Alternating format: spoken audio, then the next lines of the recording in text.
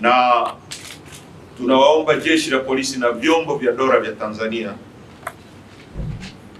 wasifanye fujo kwa mtu yoyote, kwa sababu makusudi yetu ya kuja kwenye kusikiliza kesi ya kiongozi wetu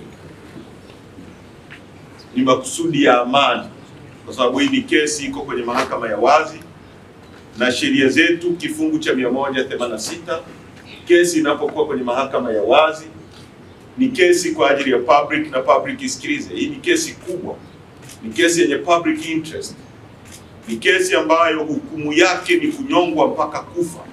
Kwa hiyo hatutaki ifanyike gizani, tunahitaji hii kesi iwe wazi kwa kila mtu, vyombo vyetu vya dola vikae pembeni, na tunaiomba mahakama itoe spika nje,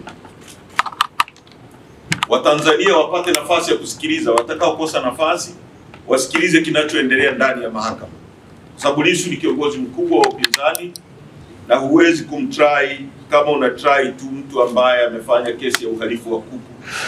Na itashangaza sana kama hawa watu watakuwa wamekosa tolerance. Nimemsikia Charamira, ndugu Charamira, mkuu wa mkoa wa Dar es Salaam, anaongea, anapiga kifua. Nimemsikia RPC Muliro anapiga kifua. Mahakama sio sehemu yao, hawezi kuipangia mahakama nini ifanye.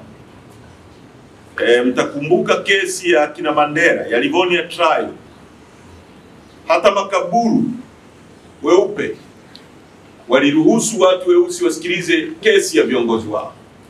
Haiwezekani nchi yenye uhuru miaka 63 leo viongozi weusi wenzetu wamkamate mtu wamwekee kesi ya bogus, kesi ya uongo, kesi ya kijinga kabisa kwa lugha sahihi, ya treason, kesi ya kisiasa ambao wamemwekea uhaini wa kisiasa kujaribu kumnyamazisha kwa misimamo yake ya kisiasa, halafu wazuie hata wanaompenda kuja kusikiliza. Kwa hiyo hilo ni jambo la kwanza.